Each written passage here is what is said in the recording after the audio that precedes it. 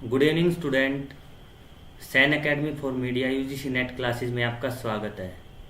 हमने अपनी last class में रिसर्च एप्टीट्यूड के कुछ टॉपिक के बारे में पढ़ा था, तो आज हम उससे आगे जो हमारे टॉपिक है उसके बारे में डिस्कस करेंगे। तो आपने जैसे देखा कि रिसर्च एप्टीट्यूड मैंने बताया था लास्ट टाइम भी, रिसर्च एप्टीट्यूड से 5 क्वेश्चन आते हैं और पेपर 1 यूजीसी नेट के लिए काफ़ी इंपॉर्टेंट यूनिट है। 5 हमारी पेपर 1 में क्वेश्चन आते हैं इसमें, और 10 रिसर्च एप्टीट्यूड के हमारे जो सेकंड पेपर है उसमें क्वेश्चन आते हैं। तो टोटल हमारी जो रिसर्च की वेटेज है वो 15 क्वेश्चंस है। 15 इंटू 2 30 मार्क्स है। तो 30 मार्क्स एक बहुत बड़ा नंबर होता है किसी भी एंट्रेंस एग्जाम के लिए।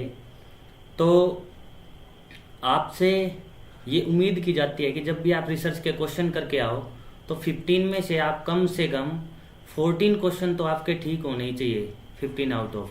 क्योंकि सत्यम सर भी जो पेपर 2 में आपको रिसर्च पढ़ाते हैं वो काफ़ी कॉम्प्रिहेंसिव और काफ़ी इजी करके आपको पढ़ाते हैं, ताकि आपका जो क्वेश्चंस एग्जाम में आते हैं वो सोल्व हो जाए।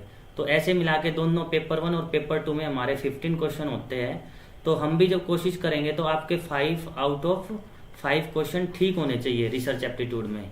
तो लास्ट टाइम हमने कुछ चीज़ें पढ़ी थी, उसी पे एक बार थोड़ा रिवाइज कर लेते हैं, ताकि 5 मिनट में हम अपना जो नेक्स्ट टॉपिक है आज का वो शुरू कर पाए। तो हमने स्टार्टिंग में पढ़ा था कि जो क्वेश्चन किया था मैंने आप लोगों से कि हम रिसर्च को एप्टीट्यूड लिखते हैं, उसको एप्टीट्यूड ही क्यों लिखते हैं हम रिसर्च को एटीट्यूड क्यों नहीं लिखते, है ना। हम हमारा जो लिखाता है एग्जाम है, जो सिलेबस है, उसमें रिसर्च एप्टीट्यूड लिखा होता है, हमारा एटीट्यूड नहीं लिखा होता। तो इसके बारे में मैंने बताया था कि जो हमारा एटीट्यूड होता है, एटीट्यूड से हमारा जो मतलब है, एटीट्यूड से हमारा मतलब होता है हमारी स्किल या कोई ना कोई एबिलिटी। तो जब भी हम स्किल और एबिलिटी की बात करते हैं, क्योंकि ये नेट एग्ज़ाम है ना, और NET exam national eligibility test आपके लिए है, क्योंकि कल को आप जब प्रोफेसर लगोगे या पीएचडी करोगे आपके पास एक रिसर्च एप्टीट्यूड होना चाहिए, है ना। तो रिसर्च एप्टीट्यूड होगा तो ही तो चीज़ें आगे अच्छी चलेंगी। तो एप्टीट्यूड काफ़ी इंपॉर्टेंट चीज़ है। तो एप्टीट्यूड का मतलब होता है आपके अंदर वो स्किल होनी चाहिए, है ना, आपके अंदर वो एबिलिटी होनी चाहिए रिसर्च की। इसलिए इस चैप्टर का नाम रिसर्च एप्टीट्यूड है। और जो इससे पहले हमने फर्स्ट यूनिट की होगी पेपर 1 की, उसमें टीचिंग एप्टीट्यूड होगा, हमारा एटीट्यूड नहीं था। एप्टीट्यूड इसलिए होता है क्योंकि हमारे अंदर टीचिंग की स्किल आ जाए, हमारे अंदर टीचिंग की एबिलिटी आ जाए, है ना, और हमारे अंदर रिसर्च का एप्टीट्यूड हो एक एज ए रिसर्चर, और रिसर्च की स्किल हो।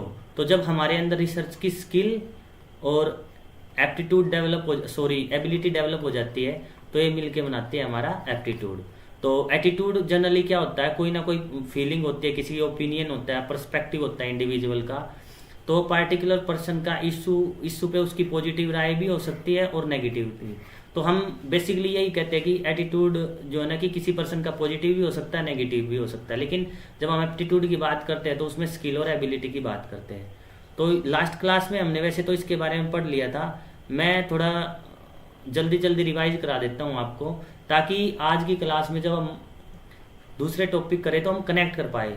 तो इसमें हमने पढ़ा था कि रिसर्च क्या होती है। रिसर्च में बेसिकली हमने यही पढ़ा था, रिसर्च को जब हम इसको ब्रेक करेंगे, वर्ड को, री का मतलब होता है अगेन और सर्च का मतलब होता है टू फाइंड आउट समथिंग। तो हम इसको बार बार जब सर्च करेंगे अगेन एंड अगेन, कुछ ना कुछ फाइंड आउट करेंगे उससे। तो अगर हम मीनिंग और डेफिनेशन की बात देखें तो इससे बहुत बार क्वेश्चन आता है डायरेक्टली रिसर्च है कि भाई रिसर्च है क्या। तो डायरेक्टली क्वेश्चन आता है कि what do you mean by research. तो रिसर्च एक सिस्टमैटिक ऑब्जर्वेशन है, क्लासिफिकेशन है, इंटरप्रिटेशन ऑफ डाटा है। और रिसर्च में जो मैंने सबसे इंपॉर्टेंट बात बताई थी इसमें, वो ये है कि रिसर्च एक साइंटिफिक मेथड होता है ना। अनसाइंटिफिक या नॉन साइंटिफिक रिसर्च में बिल्कुल भी नहीं होता। रिसर्च की अप्रोच ऑलवेज साइंटिफिक होती है ना। इवन सोशल साइंसेज की बात करें हम, मैंने बताया था कि सोशल साइंसेज की भी रिसर्च सारी की सारी क्या होती है, साइंटिफिक होती है, ठीक है। तो हमें जब भी एग्जाम में क्वेश्चन आए, चाहे वो सोशल साइंसेज की पूछे हमसे, चाहे वो हमसे वो जो ह्यूमैनिटीज के जो बाकी कोर्सेज है या साइंस की हो, सारी की सारी जो रिसर्च होती है वो साइंटिफिक होती है। रिसर्च में नॉन साइंटिफिक कुछ भी नहीं होता, ठीक है। और ये ऑक्सफोर्ड डिक्शनरी के अनुसार तो है ही system subject specially in order to discover new fact. Basically हम न्यू फैक्ट और इन्फॉर्मेशन के बारे में ही पढ़ते हैं रिसर्च के। अभी हम कुछ क्वेश्चन कर लेते हैं जो लास्ट ईयर्स PYQ रहे हैं रिसर्च को लेके। तो हमारे बेसिकली क्योंकि PYQ बहुत इंपॉर्टेंट है, अगर हमने PYQ हम अटेम्प्ट नहीं करते तो हमें पता नहीं चलता कि किस तरीके के क्वेश्चन आते हैं एग्जाम में। तो आपके लिए अगर आपको अच्छा स्कोर करना है तो आपके लिए PYQ भी उतनी इम्पोर्टेंट है और जो थ्योरी है वो भी इतनी इम्पोर्टेंट है। तो आपने अप्रोच क्या आपकी अप्रोच क्या होनी चाहिए जब भी आप तैयारी करें इसकी? तो आपको थ्योरी देन क्वेश्चन, ठीक है, थ्योरी से क्वेश्चन पे जाना है और क्वेश्चन से थ्योरी पे जाना है। तो ये अगर हमने कम्युनिकेशन अच्छे से पढ़ा है, कम्युनिकेशन में तो यही होता है ना कि भाई 2 वे प्रोसेस होता है। तो हमारी जो अप्रोच होनी चाहिए क्वेश्चन को सोल्व करने की वो 2 वे अप्रोच होनी चाहिए। हमने थ्योरी पढ़नी है, थ्योरी पढ़ के क्वेश्चन करने हैं और क्वेश्चन जब हम करेंगे तो हमें कुछ कॉन्सेप्ट नहीं आएंगे, तो उन कॉन्सेप्ट्स को हमें लर्न करने के लिए दोबारा हमें थ्योरी पे जाना पड़ेगा। तो थ्योरी से क्वेश्चन और क्वेश्चन से फिर थ्योरी, फिर थ्योरी से क्वेश्चन और फिर क्वेश्चन से थ्योरी। अगर ये अप्रोच अपनाएंगे हम तो मैं आपको विश्वास दिला सकता हूँ कि आपके 5 में से 5 क्वेश्चन ठीक होंगे रिसर्च के। अब ये क्वेश्चन देख लेते हैं जो क्वेश्चन आया लास्ट टाइम। क्वेश्चन ये आया कि द रिसर्च इज ऑलवेज, बहुत मैं स्टार्टिंग में थोड़े इजी क्वेश्चन कराऊंगा, उसके बाद लास्ट तक हम फिर जो हमारे 2023 के 22 के और 19 के 18 के क्वेश्चन आए या 2018 के बाद जो पैटर्न चेंज हुआ था एनटी का वो क्वेश्चन करेंगे। तो स्टार्टिंग में इजी क्वेश्चन से करना चाहता हूं ताकि आप देख सके कि किस तरीके से क्वेश्चंस में चेंज आया, किस तरीके से थ्योरी से क्वेश्चन पूछते हैं। अब जब मैंने रिसर्च की डेफिनेशन की थी तो उसमें मैंने कहा था कि रिसर्च से डायरेक्ट क्वेश्चन आते हैं। तो रिसर्च है क्या? फर्स्ट इसमें ऑप्शन है वेरीफाइंग द ओल्ड नॉलेज, क्या जो हमारा ओल्ड नॉलेज है उसको वेरीफाई करने के लिए होता है। Exploring new knowledge, new knowledge को एक्सप्लोर करने के लिए होता है। Filling the gaps between the knowledge, जो नॉलेज का गैप होता है। फॉर एग्जांपल एक 1920 में रिसर्च हुई, उसी को लेके दूसरी रिसर्च 2020 में हुई, तो इस बीच का जो गैप रहा किसी भी रिसर्च को लेकर उस गैप को फिल करने के लिए रिसर्च। और लास्ट ऑप्शन है हमारा ऑल द अबव।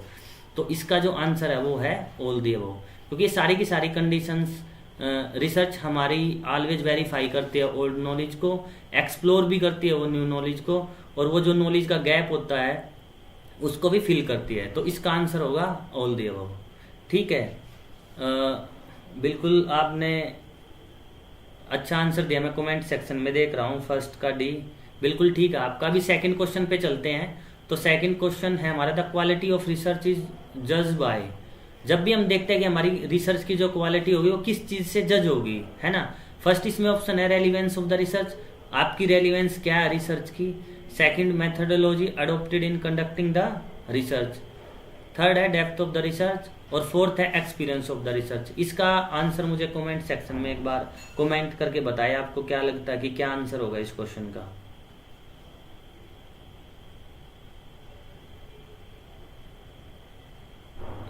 ये बिल्कुल इजी सा क्वेश्चन है। जब भी आपको रिसर्च की क्वालिटी के बारे में पूछा जाए तो हमें जब एनटी आंसर देगा ना वो बिल्कुल मिलते जुलते से आंसर देगा वो हमें, है ना। लेकिन हमें अप्रोप्रिएट आंसर ढूंढना है बिल्कुल, और जो सबसे एग्जैक्ट हो और जो सबसे बिल्कुल नियर हो क्वेश्चन के। तो इसमें जैसे रेलिवेंस ऑफ द रिसर्च ये भी पॉजिटिव आंसर है। मेथोडोलॉजी डेप्थ, जब हम स्टेप्स ऑफ रिसर्च पढ़ेंगे तो उस टाइम पे मैं आपको बताऊंगा जो मेथोडोलॉजी होती है रिसर्च की वही बताती है कि आपकी रिसर्च की डेप्थ क्या होगी, आपकी रिसर्च का जो जजमेंट क्वालिटी क्या होगी। तो क्वालिटी ऑफ रिसर्च इसका आंसर आएगा बी, क्योंकि क्वालिटी मेथोडोलॉजी पे डिपेंड करती है आपने कौन सी मेथोडोलॉजी लगाई है, क्या आपके ऑब्जेक्टिव को और आपकी हाइपोथेसिस को वो मैच कर रहे हैं या नहीं। तो ये चीजें सारी, अगर इन 2 क्वेश्चनों में किसी को कुछ पूछना हो तो मुझे बताइए एक बार कमेंट करके।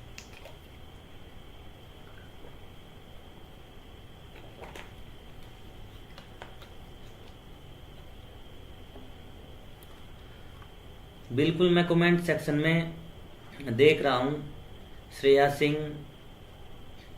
और सन्नी कौशिक ने बिल्कुल इसका राइट आंसर दिया। बी मेथोडोलॉजी आएगा इसका, है ना। सेकंड क्वेश्चन का हमारा जो आंसर होगा वो मेथोडोलॉजी होगा। ठीक है, आपको कोई भी क्वेश्चन हो, कोई भी डाउट हो, आप कमेंट सेक्शन में कमेंट करके पूछ सकते हैं। तो अभी चलते हैं हम अपने नेक्स्ट क्वेश्चन पे, नेक्स्ट क्वेश्चन क्या है। अब हमारा जो नेक्स्ट टॉपिक है इसमें, ये हमने कर लिया था कि research scientific, why all the research are scientific, इसके बारे में हमने पढ़ लिया था। ओके, क्या क्यों? क्योंकि हमारी रिसर्च क्या होती है, एम्पेरिकल होती है। मैं इसका थोड़ा जल्दी जल्दी रिवाइज करा देता हूँ, क्योंकि लास्ट क्लास में हमने किया था। पिछले 2 दिन से हम कनेक्ट नहीं हो पा रहे थे टेक्निकल रीजंस की वजह से, तो ताकि वो आपको रिवाइव हो जाए चीज़ें।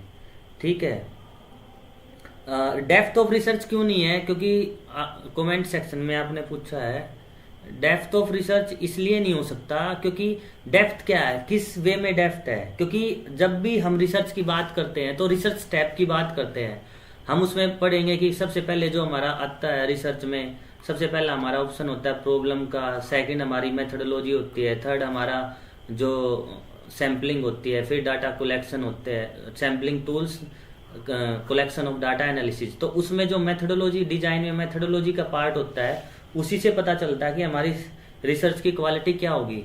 तो इसका डेप्थ ऑफ रिसर्च नहीं होगा, क्योंकि डेप्थ ऑफ रिसर्च अपने आप में कुछ नहीं है। किस वे में डेप्थ, तो डेप्थ किसी रिसर्च की पता ही उससे चलती है जो मेथोडोलॉजी हम उसमें अडोप्ट करते हैं। तो मैं बात कर रहा था कि साइंटिफिक रिसर्च के बारे में। तो साइंटिफिक रिसर्च क्यों होती है? क्योंकि हम एक इसमें क्या है कि सिस्टेमैटिक एंड लॉजिकल स्टडी करते हैं किसी ना किसी चीज की। जो भी हम स्टडी सिस्टेमैटिक और लॉजिकल करेंगे वो हमारी क्या होगी, साइंटिफिक अप्रोच होगी।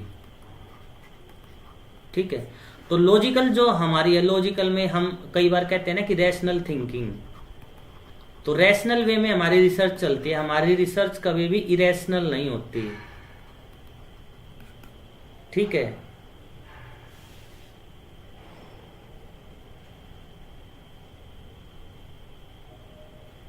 मतलब क्या रेलिवेंस नहीं होगा,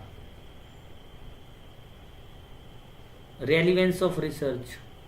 अच्छा, रेलिवेंस ऑफ रिसर्च, देखो ये अपने आप में क्वेश्चन है कि रिसर्च कब रेलिवेंट होगी, कब नहीं होगी। तो इसके बारे में हम पढ़ेंगे कि हमारी रिसर्च रिलायबल है या नहीं, हमारी रिसर्च जो वैलिड है या नहीं। तो quality of research is judged bye relevance से नहीं पता चलेगा। रेलिवेंस हो सकता है कि हमारी कोई रिसर्च हुई है, जैसे कोविड की कोई रिसर्च है तो मेडिकल फील्ड में रेलिवेबल होगी, हो सकता है कि वो ह्यूमैनिटीज में रेलिवेबल ना हो, है ना, रेलिवेंस ना उसका। तो रेलिवेंस एक सब्जेक्टिव टर्म है ना। लेकिन जो क्वालिटी ऑफ रिसर्च है वो ऑलवेज मेथोडोलॉजी पे डिपेंड करता है कि हमने कौन सी मेथोडोलॉजी अपनाई है। अगर हमने गलत मेथड अपनाया है तो हमारी क्वालिटी डाउन होगी। ठीक है, तो इसमें मोस्ट रेलिवेंट जो आंसर होगा वो methodology adopted by the conducting research, यही होगा, है ना। हो इसका रेलिवेंस ऑफ रिसर्च भी ठीक हो सकता था आंसर, लेकिन उससे भी बेस्ट जो इसमें ऑप्शन दिया हुआ वो मेथोडोलॉजी वाला दिया हुआ है। ठीक है, इसलिए इसका रेलिवेंस ऑफ रिसर्च नहीं हो, क्योंकि रेलिवेंस तो सब्जेक्टिव टर्म है ना। किसी की मेडिकल फील्ड में रेलिवेंस हो सकती है, किसी की ह्यूमैनिटीज में, तो रेलिवेंस चेंज होती रहती है ना। रेफरेंस के हिसाब से फ्रेम ऑफ रेफरेंस क्या होगा उस पर डिपेंड करेंगी चीजें। ठीक है, तो ये आपको समझ में आया सिस्टेमेटिक रिसर्च साइंटिफिक क्यों होती है? क्योंकि रिसर्च एम्पेरिकल होती है, वो सिस्टेमेटिक होती है, ऑब्जर्वेशन होती है। अब बहुत बार क्या होता है कि एक क्वेश्चन आता है, बहुत बार एक क्वेश्चन पूछ लिया जाता है हमसे। वो क्वेश्चन ये होता है कि step of research in scientific research का स्टेप क्या होता है। तो उसमें सबसे पहले होता है रिसर्च का हमारा हाइपोथेसिस बनाते हैं हम, फिर एक्सपेरिमेंटेशन करते हैं, देन एनालिसिस और कंक्लूजन। कई बार ये डायरेक्ट हमसे पूछ लिया जाता है, तो इसमें हमें याद रखना है कि सबसे पहले हम हाइपोथेसिस होती है हमारी साइंटिफिक रिसर्च में, सेकंड हमारा होता है हाइपोथेसिस के बाद एक्सपेरिमेंटेशन, एक्सपेरिमेंट के बाद हम कोई ना कोई ऑब्जर्वेशन लेंगे, है ना, और उस ऑब्जर्वेशन को हम किससे मैच करेंगे, अपने हाइपोथेसिस से। अगर हमारी हाइपोथेसिस और ऑब्जर्वेशन हमारी मैच हो जाती है ऑब्जर्वेशन, तो हम कोई ना कोई क्या दे देते हैं, थ्योरी या लॉ या प्रिंसिपल आ जाता है ना। अगर हमारी हाइपोथेसिस और हमारा जो ऑब्जर्वेशन, मतलब ऑब्जर्वेशन करके जो हम कंक्लूजन निकालेंगे, ऑब्जर्वेशन के बाद एक टर्म आती है कंक्लूजन या एनालिसिस कह लो या कंक्लूजन कह लो लास्ट में, अगर ये हमारी हाइपोथेसिस से मैच नहीं होती, जो हमारी हाइपोथेसिस थी, कि हाइपोथेसिस हमारी कंक्लूजन या हमारे एनालिसिस से मैच नहीं होती, तो हमारी जो हाइपोथेसिस वो क्या होती है, फेल हो जाती है। तो ये साइंटिफिक प्रोसेस होती है किसी भी रिसर्च की।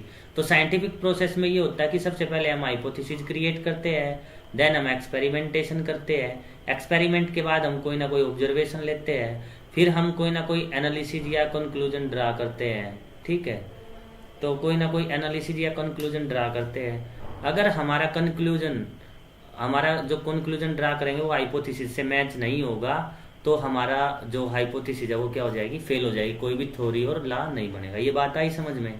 अगर ये चीज़ समझ में आ गई हो तो मैं नेक्स्ट टॉपिक बताऊं आपको, कोई नेक्स्ट टॉपिक पे चले हम। फिर हमने पढ़ा था रिसर्च ऑब्जेक्टिव्स के बारे में। रिसर्च ऑब्जेक्टिव्स के बारे में हमने पढ़ा था कि हमारे रिसर्च ऑब्जेक्टिव्स, हर चीज़ का कोई ना कोई ऑब्जेक्टिव होता है। देखो आप नेट की तैयारी कर रहे हो, है ना, तो इसका भी कोई ना कोई आपका एम है ना। हर व्यक्ति का पूछते हैं ना बचपन से आपका क्या एम है ना, क्या ऑब्जेक्टिव है लाइफ के। तो हर चीज़ का कोई ना कोई एम होता है। ठीक है, तो एम होता है किसी न किसी की, वही ऑब्जेक्टिव होता है। इसीलिए रिसर्च का भी कोई ना कोई एम होता है। विदाउट एम के हम कोई रिसर्च नहीं करते। तो हमारा कोई ना कोई उद्देश्य होना चाहिए कि हम रिसर्च कर क्यों रहे हैं। हम किसी प्रॉब्लम का सॉल्यूशन निकालना चाह रहे हैं, है ना, या जो एग्जिस्टिंग नॉलेज है उसको हम रिव्यू करना चाह रहे हैं। तो कोई ना कोई एम होता है, जैसे हमारी लाइफ का एम होता है, ऐसे ही रिसर्च में कोई ना कोई एम होता है। ठीक है, तो जब हम इसकी बात करते हैं रिसर्च में, रिसर्च ऑब्जेक्टिव्स की, ठीक है, तो रिसर्च ऑब्जेक्टिव्स में सबसे जो पहला पॉइंट है इसमें वो है to gain familiarities with the new knowledge.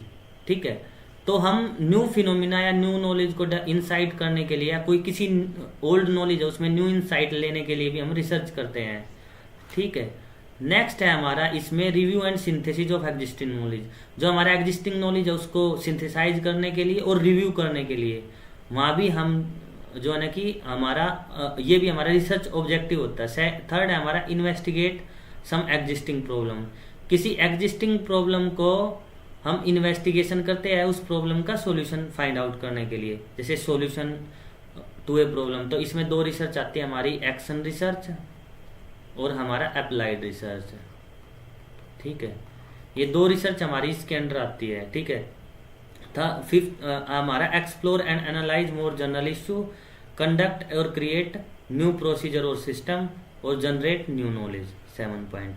तो या तो कोई हम नया नॉलेज फाइंड आउट करना, जनरेट करना चाह रहे हैं। नई नॉलेज में क्या होगा, कोई ना कोई डिस्कवरी होगी। ठीक है, कोई ना कोई इनोवेशन होगा। ठीक है, कोई ना कोई इनोवेशन, नई इनोवेशन चीज करने के लिए या कोई ना कोई चीज डिस्कवर करने के लिए हम रिसर्च करते हैं। ठीक है, तो ये एम हो सकता है अलग अलग। जैसे माइकल फैराडे ने चार्ज की खोज की थी, मैंने लास्ट क्लास में बताया था, है ना। बल्ब की खोज की थॉमस एडिसन ने। तो इस तरीके से कोई ना कोई रीजन होता है। तो हाँ, किसी भी रिसर्च का ऑब्जेक्टिव्स बहुत जरूरी है। विदाउट ऑब्जेक्टिव के कोई भी रिसर्च नहीं होती। ठीक है, हम रिसर्च क्यों करते हैं, इस वो ऑब्जेक्टिव से जुड़ी हुई चीज है कि हमें एक्वायर रिसर्च डिग्री। देखो बेसिकली ये तो कि हम या तो एमफिल की डिग्री लेने के लिए जो अभी नहीं होती है ना, या पीएचडी के लिए, है ना, उसके कॉन्सिक्वेंशियल जो बेनिफिट्स है, हमें असिस्टेंट प्रोफेसर की जॉब मिलेगी या प्रोफेसर की। Face challenging in solving unsolved problem के बारे में, इंटेलेक्चुअल सेटिस्फैक्शन के बारे में, services to the society, desire to enhance social status और इनपुट पॉलिसी। ये मैंने सभी चीजें जो मैं आपको इतनी जल्दी जल्दी करा रहा हूँ, मैंने ये लास्ट क्लास में कराई है, इसलिए मैं थोड़ा रिवाइज कराने के लिए बस ये करा रहा हूँ। अभी हमने लास्ट क्लास में रिसर्च कैरेक्टरिस्टिक्स के बारे में पढ़ा था। तो रिसर्च कैरेक्टरिस्टिक्स की जब हम बात करते हैं तो रिसर्च कैरेक्टरिस्टिक्स में सबसे पहली जो चीज होती है, कैरेक्टरिस्टिक्स क्या होती है, किसी चीज की विशेषताएं। भाई रिसर्च की क्या विशेषताएं है, तो इससे डायरेक्ट क्वेश्चन आता है। ऑब्जेक्टिविटी के बारे में भी क्वेश्चन आता है, रिलायबिलिटी के बारे में भी क्वेश्चन आता है, वैलिडिटी के बारे में भी क्वेश्चन आता है, एक्यूरेसी के बारे में भी आता है, क्रेडिबिलिटी के बारे में भी क्वेश्चन आता है। तो इसमें हम बात करते हैं कि हमारी रिसर्च ऑब्जेक्टिव होनी चाहिए, रिलायबल होनी चाहिए, वैलिड होनी चाहिए, है ना, एक्यूरेट होनी चाहिए। हमारी रिसर्च की कोई ना कोई क्रेडिबिलिटी होनी चाहिए। अगर हमारी रिसर्च की कोई क्रेडिबिलिटी नहीं है तो उसको कोई नहीं मानेगा। बहुत बार हम कहते हैं ना कि आपकी रिसर्च क्रेडिबिलिटी नहीं है, आपका डाटा क्रेडिबल नहीं है ना। या कोई जर्नलिस्ट कोई रिपोर्ट करता है, जर्नलिस्ट हो या वो फिर या कोई न्यूज़पेपर है, तो हम भरोसा कर लेते हैं ना कि भाई ये तो न्यूज़पेपर अच्छा है, तो क्रेडिबल है, तो इस पे भरोसा ही किया जा सकता है। तो क्रेडिबिलिटी बहुत जरूरी होती है ना, पर्सन की भी क्रेडिबिलिटी होती है और वो रिसर्च में भी क्रेडिबिलिटी, एम्पारिकल। तो इनके बारे में हम आज थोड़ा डिटेल में पढ़ेंगे। तो अब थोड़ा मेरी बात ध्यान से सुनना, यहाँ तक आया समझ में? एक बार मुझे कमेंट करके बताओ। फिर हम ऑब्जेक्टिविटी के बारे में पढ़ेंगे, रिसर्च की ऑब्जेक्टिविटी क्या होती है। अगर आपको समझ में आया तो मुझे एक बार कमेंट करके बताओ, या आपका कोई क्वेश्चन हो।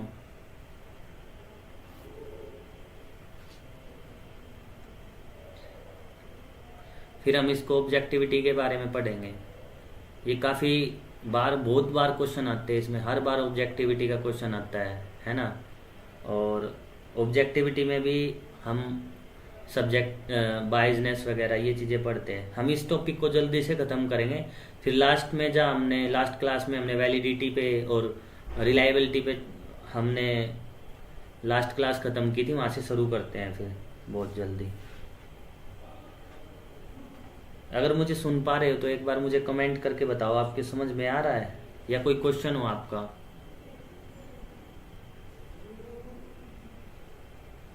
तो ऑब्जेक्टिविटी की हम बात करते हैं, तो ऑब्जेक्टिविटी क्या होनी चाहिए? जैसे मैंने पहले बताया, जैसे फॉर एग्जांपल दो चीज़ें आप समझ लो एक बार, ऑब्जेक्टिविटी एंड सब्जेक्टिविटी, ठीक है। तो ऑब्जेक्टिविटी क्या होती है? ऑब्जेक्टिविटी का मतलब होता है लिटरल मीनिंग। बहुत बार कहते हैं कि ये ऑब्जेक्टिव है या नहीं अपनी चीज़ों के प्रति, तो लिटरल मीनिंग भी बोलते हैं हम उसको, है ना। और सब्जेक्टिविटी की जब हम बात करते हैं तो सब्जेक्टिविटी होता है हमारा पर्सन टू पर्सन वेरी करता है ना, पर्सन टू पर्सन वेरी करता है। तो हमारी जैसे फॉर एग्जांपल ये इमेज है, ये क्या ऑरेंज है ना, संतरे हैं ये, है ना। तो इसको हम नाम देते हैं ए पर्सन और इसको नाम दे देते हैं हम बी पर्सन, ठीक है। तो ए पर्सन और बी पर्सन की जब हम बात करें तो ए पर्सन के माइंड में क्या आ रहा है ये देख के कि दीज आर ऑरेंज, तो इसका मतलब है कि जो ऑरेंज है ऑरेंज ही सोच रहा है इनके बारे में। तो ये क्या होगी? ऑब्जेक्टिविटी होगी इस चीज़ की। इसने कोई भी चीज़, कोई भी अपनी ओपिनियन, है ना, कोई भी अपनी व्यू ये ऐड नहीं किया इसमें, ठीक है। और जो सेकंड नंबर है हमारा इसमें, इस पे सेकंड जो बी पर्सन है, बी के पर्सन में आई लव ऑरेंज की, ये कह रहा है कि मुझे और संतरे पसंद है ना। तो जो ऑरेंज बी पर्सन है, बी का पर्सन का क्या है, ये सब्जेक्टिव है। तो रिसर्च की जब हम बात करते हैं, रिसर्च हमारी ऑलवेज ऑब्जेक्टिव हो, जैसे हमें डाटा मिले फील्ड में वैसा कलेक्ट करके वैसे ही हमें रिजल्ट देने चाहिए, ठीक है। तो अवॉइडिंग बायस, तो किसी भी तरीके की बायसनेस नहीं होनी चाहिए हमारी रिसर्च में, ना एक्सटर्नल बायसनेस होनी चाहिए, ना हमारे पर्सनल बिलीफ आनी चाहिए, ना ऑब्जर्वर का कोई ना कोई पर्सपेक्टिव आना चाहिए, ठीक है। अब नेक्स्ट हम इसमें बात करते हैं कि बायसनेस किस किस तरीके की होती है ना। तो एक्सटर्नल बायसनेस का मतलब है कि किसी पार्टिकुलर कल्चर या ओपिनियन का इफेक्ट नहीं होना चाहिए। हम सभी किसी ना किसी कल्चर से बिलोंग करते हैं, किसी ना किसी रिलीजन से बिलोंग करते हैं ना, किसी ना किसी कास्ट से बिलोंग करते हैं, है ना, कोई ना कोई हमारा एथनिक है ना, किसी ना किसी कंट्री से हम बिलोंग करते हैं। तो इसमें जब हम बात करते हैं तो एक्सटर्नल इन्फ्लुएंस का मतलब है कि हमें किसी भी तरीके की बायसनेस नहीं होनी चाहिए एक्सटर्नली। और सेकंड इसमें ऑप्शन है, सेकंड है पर्सनल बायसनेस। पर्सनल बायसनेस का क्या मतलब होता है कि हमारे पर्सनल कोई बिलीफ होते हैं, हम किसी रिलीजन से बिलोंग करते हैं, दूसरा किसी और रिलीजन से, है ना, हमारी कास्ट कुछ है, किसी और की कुछ अलग है, हमारी कंट्री इंडिया है। तो एज ए रिसर्चर जब हम बात करते हैं तो कोई भी जो भी रिसर्चर होगा वो रिसर्चर कभी भी हर किसी के बायसनेस से दूर होगा, है ना। तो पर्सनल बायसनेस नहीं होनी चाहिए रिसर्च के। ऑब्जर्वर बायसनेस, कई बार क्या होता है कि जो ऑब्जर्व करता है, जो रिसर्चर होता है, उसकी अपनी एक्सपेक्टेशन होनी चाहिए कि ये इसका रिजल्ट तो ऐसा आना चाहिए। देखो मैंने सुना है कि फॉर एग्जांपल मैं एक उदाहरण दूं, कई बार लोग क्या करते हैं कि भाई मैंने देखा कि जो ए एरिया के लोग हैं ना वो तो ऐसे होते हैं, है ना, और बी एरिया के लोग ऐसे होते हैं, बी रिलीजन के कास्ट के, ठीक है। लेकिन आपको रिसर्चर है तो आपकी किसी भी तरीके की बायसनेस नहीं चलेगी। तो जो आपकी बायसनेस है वो आपको बिल्कुल दूर रखनी है, आपकी एक्सपेक्टेशन बिल्कुल दूर रखनी है। जो भी डाटा कलेक्ट हो उसी तरीके का आपको रिजल्ट में लिखना है, ठीक है। सेकंड का इसमें आंसर, इसमें जो इमेज दिख रही है आपको ये ट्री है ना। ट्री क्या है? एक ऑब्जेक्टिव रियलिटी है, क्योंकि हम ट्री देख रहे हैं। आप इसको सिम्योटिक थ्योरी में पढ़ोगे, जब सत्यम सब सिम्योटिक थ्योरी के आपकी क्लास लेंगे तो उसमें सर काफ़ी अच्छे से समझाते हैं कि ऑब्जेक्टिविटी क्या होती है और सब्जेक्टिविटी क्या होती है। अब ए पर्सन मान लेते हैं, तो ए पर्सन के माइंड में तो क्या आ रहा है, ये ट्री है ना, और बी पर्सन के माइंड में क्या आ रहा है कि भाई ये एप्पल का ट्री हो सकता है, ठीक है। और सी पर्सन के माइंड में क्या आ रहा है कि मैं ये फल बेच के ना, ये पेड़ है, इससे हम डॉलर पैसे कमा सकते हैं। तो बी और जो सी हो गया, बी और सी क्या है, सब्जेक्टिव इंटरप्रिटेशन है, और ए का क्या माइंड में बिल्कुल पेड़ है, तो इसको हम क्या बोलते हैं, ये हमारे लिए ऑब्जेक्टिविटी है, सॉरी। तो ऑब्जेक्टिव होना चाहिए हमें रिसर्च के बारे में। तो इसमें दो बाइजनेस होती है, एक्सपेक्टेंसी बाइजनेस और प्लेसिबो। जैसे मैंने कहा था कि रिसर्चर की अपनी एक्सपेक्टेंसी होती है कि वो स्पेसिफिक आउटकम, बहुत सारे रिसर्चर क्या करते हैं कि नॉन प्रोबेबिलिटी सैम्पलिंग करते हैं अपने पर्पज के हिसाब से, कि मुझे तो ऐसा लगता है, ऐसा रिजल्ट आना चाहिए, तो उसी तरीके की रिसर्च करते हैं। तो हमारा ये इसमें बाइजनेस नहीं होनी चाहिए। एक्सपेक्टेंसी, प्लेसिबो होता है कि कई बार क्या होता है कि जैसे कोविड में जब वैक्सीनेशन हुआ, तो कोविड में जैसे ट्रायल चल रही थी वैक्सीनेशन, 3 पर्सन है, ए बी और सी। हो सकता है कि ए को वैक्सीन लगाई है ना, बी को वैक्सीन लगाई, लेकिन सी को हो सकता है कि जो है ना कि H2O का इंजेक्शन दिया है, बाकी मतलब वो वैक्सीन नहीं लगाई, उनको कोई ना कोई सूडो चीज लगाई। तो उसका जो इफेक्ट होता है कि ए और बी पर्सन पे तो रियल में उन्होंने वैक्सीनेशन की, और सी पर्सन को वैक्सीन नहीं की, कोई और मेडिसिन दे दिया, कोई और दवाई या कुछ ऐसी चीज का इंजेक्शन दे दिया जिससे कोविड पे कोई फर्क नहीं पड़ता।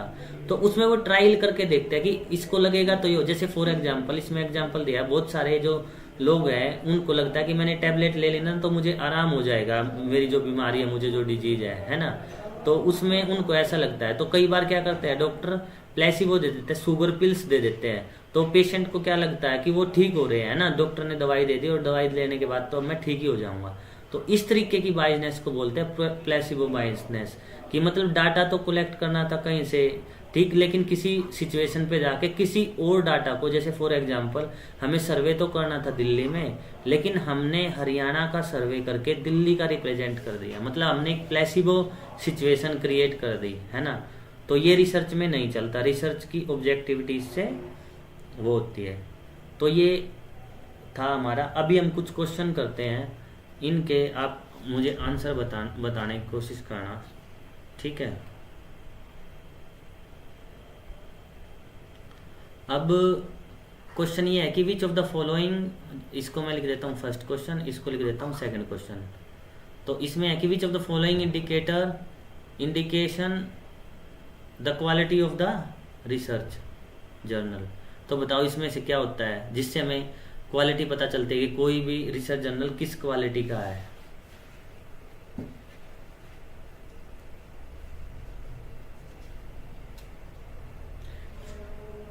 हाँ, आपने सही लिखा, फर्डिनेंड डिसेसो, CS पेरिस, ये सारे सीमेटिक थ्योरीज के प्रोपोनेंट है और काफ़ी अच्छा इन्होंने कॉन्सेप्ट दिया है ना।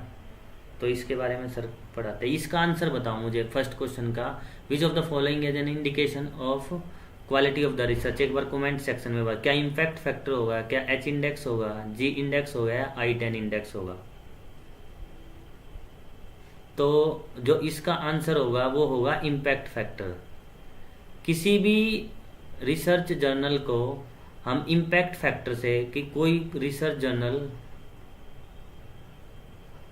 है ना कितनी क्वालिटी का होगा, ये उसका कौन बताएगा, इम्पैक्ट फैक्टर बताएगा, है ना। तो इम्पैक्ट फैक्टर बहुत वो फैक्टर होता है जो ये डिसाइड करता है कि वो जर्नल की क्वालिटी कितनी अच्छी है।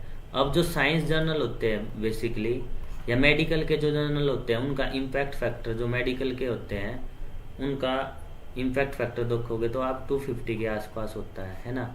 साइंस में जो नेचर है, नेचर बहुत बड़ा जर्नल माना जाता है। ये माना जाता है अगर किसी का नेचर में पेपर छप गया ना तो बहुत बड़ी बात होती है, ठीक है।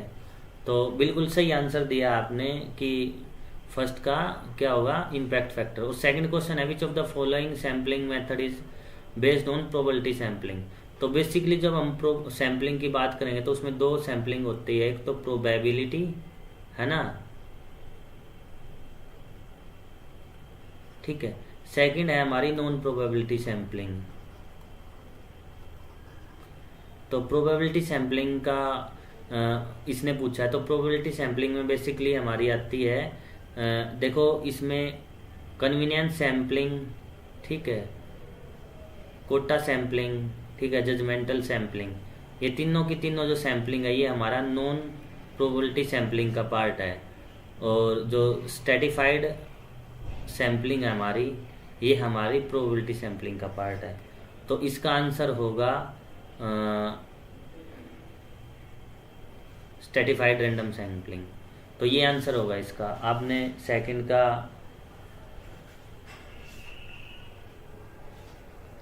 तो ये एच इंडेक्स वगैरह, ये जो आपने पूछा ना किधर ऑप्शन, ये एच इंडेक्स हो गया या I10 इंडेक्स हो गया, ये और किसी चीज के बारे में बताते हैं, जी इंडेक्स हो गया, है ना। लेकिन क्वालिटी ऑफ रिसर्च के बारे में सिर्फ इम्पैक्ट फैक्टर ही बताता है किसी का, कि इस रिसर्च जर्नल का क्या इम्पैक्ट फैक्टर है ना।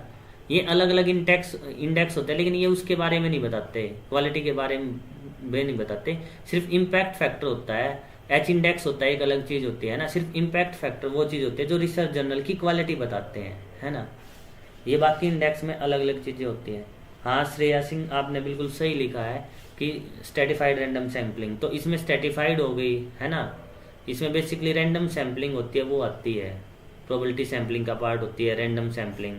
उसमें फिर क्लस्टर भी होगी हमारी, फिर स्ट्रेटिफाइड रैंडम सैम्पलिंग भी होगी और सिस्टेमैटिक रैंडम सैम्पलिंग भी होगी। ये हमारी प्रोबेबिलिटी सैम्पलिंग का पार्ट है, ठीक है। अब नेक्स्ट ये क्वेश्चन है कि ये भी बहुत बार इस तरीके के क्वेश्चन बहुत बार पूछते हैं एग्जाम में, है ना। ये तो हर बार आता है। रिसर्च स्टेप के बारे में, इनके बारे में हम बाद में डिटेल में पढ़ेंगे। तो सबसे पहला तो हमारा ये स्टेप होता है किसी भी रिसर्च का, आइडेंटिफिकेशन ऑफ रिसर्च प्रॉब्लम। उसके बाद हम ऑब्जेक्टिव क्रिएट करते हैं, फिर डाटा कलेक्ट नहीं करते, मेथडोलॉजी, डाटा एनालिसिस और रिजल्ट डिस्कशन। तो इसको हमें अरेंज करना है।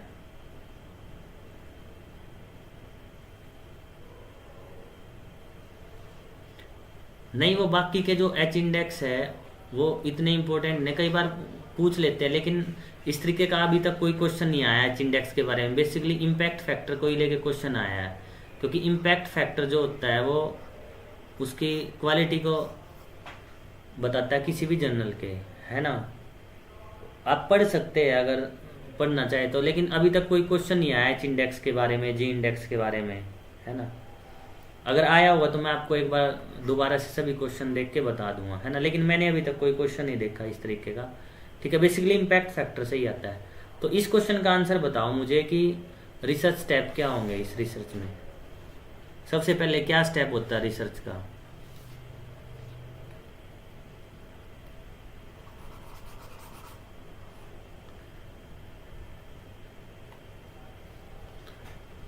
तो जो सबसे पहला स्टेप होता है हमारा, प्रॉब्लम को फाइंड आउट करना, आइडेंटिफिकेशन ऑफ रिसर्च प्रॉब्लम, ठीक है। अब आइडेंटिफिकेशन ऑफ रिसर्च प्रॉब्लम बहुत सारे पार्ट आते हैं, है ना। अब यहाँ आता है हमारा लिटरेचर रिव्यू, है ना। फिर उसके बाद आता है हमारे ऑब्जेक्टिव्स रिसर्च के, फिर आता है हमारे वेरिएबल्स रिसर्च के जो होते हैं, और फिर आता है हमारा हाइपोथेसिस, ठीक है। तो हमारा जो इसमें होगा स्टेप, तो सबसे पहले नंबर पे आएगा हमारा आइडेंटिफिकेशन ऑफ रिसर्च प्रॉब्लम। अब लिटरेचर रिव्यू नहीं है तो फिर ऑब्जेक्टिव के बाद हमारा क्या आएगा, मेथडोलॉजी, ठीक है। मेथडोलॉजी के बाद क्या आएगा, हम डाटा कलेक्ट करेंगे 4th नंबर पे, और फिर डाटा कलेक्ट करके हम एनालिसिस करेंगे, और लास्ट में हम क्या करेंगे, रिजल्ट एंड डिस्कशन। तो इसका होगा first second fourth, third, 5th और 6th। तो ऑप्शन नंबर बी इसका राइट आंसर होगा रिसर्च स्टेप का। ये हर बार क्वेश्चन आता है अलग अलग फॉर्म में, ठीक है। आपने बिल्कुल सही आंसर दिया है, ऑप्शन बी इसका राइट आंसर होगा, ठीक है। अब नेक्स्ट जो हमारा ये रिसर्च पेपर क्या होता है, रिसर्च पेपर का भी क्वेश्चन आता है। It's a complication of information on topic, ठीक है। अच्छा, नेगेटिव जो ऑप्शन होना वो तो बिल्कुल भी आंसर नहीं होते कभी भी। Contain original research deemed by author, हाँ ये हो सकता है।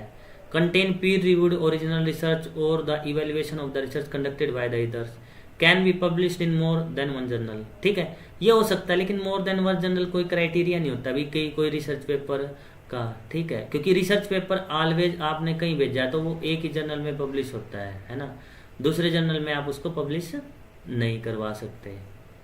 ठीक है, तो इसमें इसका जो राइट आंसर होगा contain the Pir reviewed original research paper. एक तो इसमें बेसिकली बात होगी क्योंकि आपका ओरिजिनल वर्क होता है किसी भी रिसर्च पेपर में, और उसकी इवेल्युएशन होती है अदर द्वारा, क्योंकि इवेल्युएट तो करते ही है आपके जो रिसर्च जर्नल होते हैं उनमें जो एडिटर होते हैं, है ना, जो उनकी फैकल्टीज होती है वो उसको रिव्यू करते हैं, पूरी टीम होती है। ठीक है, तो इसका ये आंसर होगा सी, कंटेन पीर रिव्यूड ओरिजिनल रिसर्च जर्नल।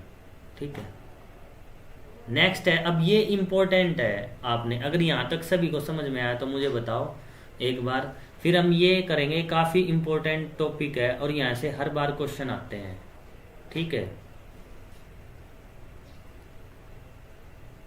एक बार मुझे कमेंट करके बताओ इतना समझ में आया तो फिर हम इसको पढ़ेंगे बाकी को, ये काफ़ी इम्पोर्टेंट है, इसमें से हर बार क्वेश्चन आते हैं नेट में रिलायबिलिटी और वैलिडिटी का।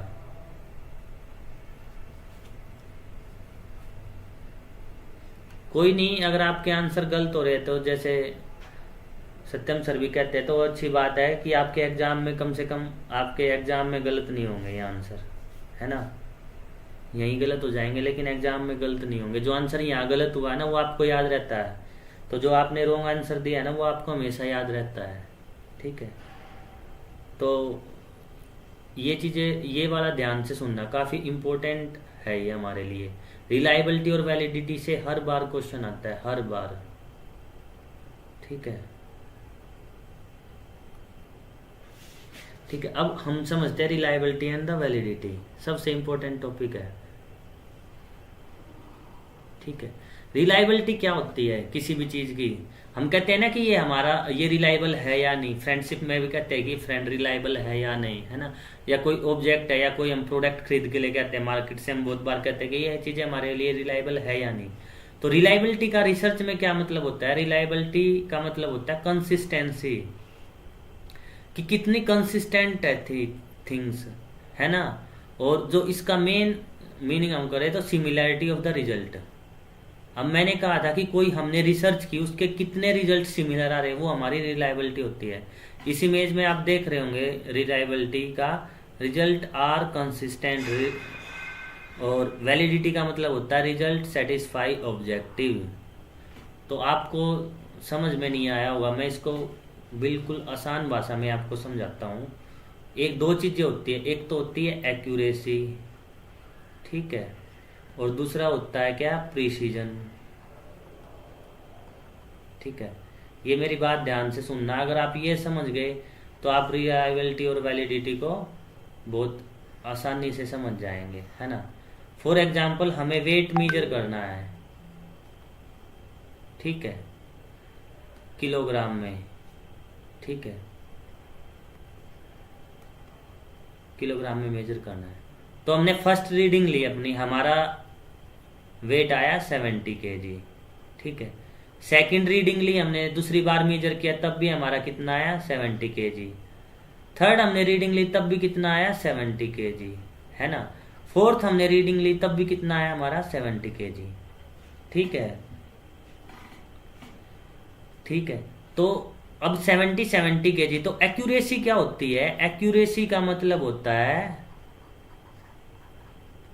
ट्रू वैल्यू से, जो हमारी रियल वैल्यू है, ट्रू वैल्यू है, उससे उसके इक्वल आना। तो हमारी एक्यूरेसी क्या है? एक्यूरेट है ना हमारा रिजल्ट, जितनी बार भी हम रीडिंग ले रहे हैं हमारी कितनी आ रही है? 70 70 70। तो ये तो होती है एक्यूरेसी। एक्चुअल में हमारा वेट कितना था? 70 kg था, और हमारी रीडिंग कितनी आई? इतनी।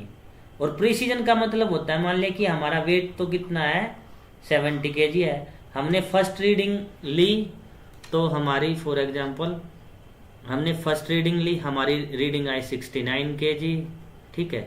सेकंड रीडिंग ली, हमारी आई 70 kg, ठीक है। थर्ड रीडिंग आई, हमारी आई 71 kg, ठीक है। फोर्थ रीडिंग आई, फिर हमारी आई 69 kg। फिफ्थ रीडिंग ली, फिर हमारी आई 71 kg। तो इन रीडिंग्स में हम देख रहे होंगे जो हमारी ऑब्जर्वेशन है, ये हमारी ऑब्जर्वेशन क्या है, सिमिलर है, एक दूसरे के बहुत ज्यादा सिमिलर है ना। मतलब ये क्या है, प्रिसीजन का मतलब होता है near to true value, near to true value, ठीक है। तो हमारी ट्रू वैल्यू क्या थी 70 kg, ठीक है। तो जो एक्यूरेसी होती है हमारी रिसर्च की, तो प्रिसीजन क्या है, सिमिलरिटी ऑफ द रिजल्ट, और तो सिमिलरिटी ऑफ द रिजल्ट को हम क्या बोलते हैं, हम बोलते हैं रिलायबल। तो ये तो क्या होती है हमारी रिलायबिलिटी, और एक्यूरेसी क्या होती है हमारी, तो एक्यूरेसी क्या होती है हमारी, एक्यूरेसी होती है हमारी वैलिडिटी, ठीक है। तो रिजल्ट हमारे ऑब्जेक्टिव को सेटिस्फाई कर रहा है, इसमें हमारा ऑब्जेक्टिव क्या था 70 kg हमारी ट्रू वैल्यू थी, तो हमारे ऑब्जेक्टिव्स को सेटिस्फाई करे तो वो तो क्या होती है रिसर्च की वैलिडिटी, और रिलायबिलिटी क्या होती है similarity of the result, result में कितनी सिमिलरिटी है। ये चीज आई आपको समझ में, अगर ये चीज आई है तो मुझे कमेंट करके बताओ, फिर मैं दूसरा तरीके से आपको समझाता हूँ रिलायबिलिटी क्या होती है रिसर्च की।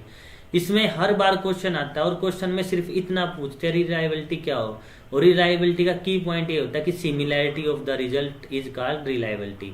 हम उसी रिसर्च को रिलायबिलिटी कहते हैं जो जिसकी रिजल्ट में सिमिलरिटी है। ये भी क्वेश्चन आता है कि क्या हर रिलायबल रिसर्च वैलिड होती है या हर वैलिड रिसर्च रिलायबल होती है, इसके बारे में मैं थोड़ी देर में बताऊंगा जब मैं आपको वैलिडिटी और अच्छे से एक्सप्लेन कर दूंगा, ठीक है। अगर ये बात समझ में आ गई या क्वेश्चन हो तो एक बार कमेंट सेक्शन में मुझे कमेंट करके बताओ, ठीक है। क्योंकि वैलिडिटी होती है हमारी ऑब्जेक्टिव को सेटिस्फाई करना, है ना, और रिलायबिलिटी होती है सिमिलरिटी ऑफ द रिजल्ट, कि हमारे रिजल्ट थोड़े सिमिलर आए एक दूसरे से, एक्यूरेट तो नहीं है लेकिन सिमिलरिटी है, ठीक है चीजों में। अभी हम चलते हैं नेक्स्ट स्लाइड पे।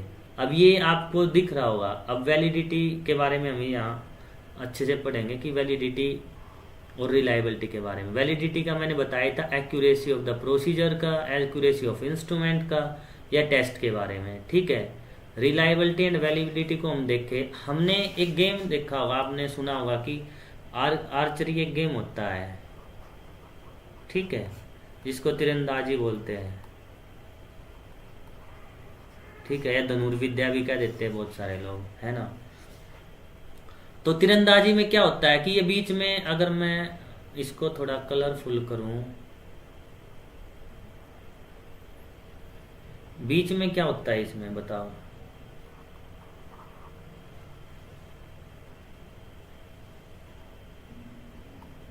इसमें गोल्ड होता है ना बीच में, फिर सिल्वर और फिर ब्रोंज मेडल।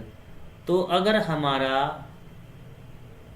बिल्कुल बीच में लगे निशाना, जो हम तीरंदाजी करते हैं बिल्कुल यहाँ सेंटर में लगे, ठीक है, ये दिख रहा है ब्लैक कलर से मैंने इसको किया, ये सेंटर है हमारा जिसको गोल्ड बोलते हैं, है ना।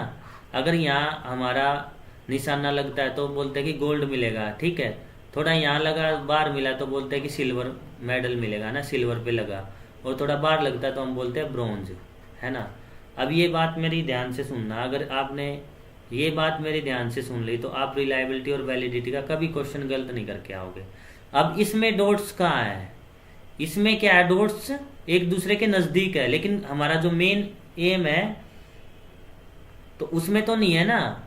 तो ये डॉट्स हमारे क्या है, सिमिलर तो है लेकिन एक्यूरेट नहीं है ये, मतलब जो यहाँ तीर लगेगा, जो है निशाना लगेगा, जो तीर लगा वो यहाँ लगे, इस रीजन में लगे, है ना, ब्रोंज के आसपास। तो ये जितने भी लगे हैं ये आसपास में, इनमें सिमिलरिटी तो है, तो इसका मतलब है कि ये रिसर्च ये हमारी रिलायबल तो है लेकिन वैलिड नहीं है।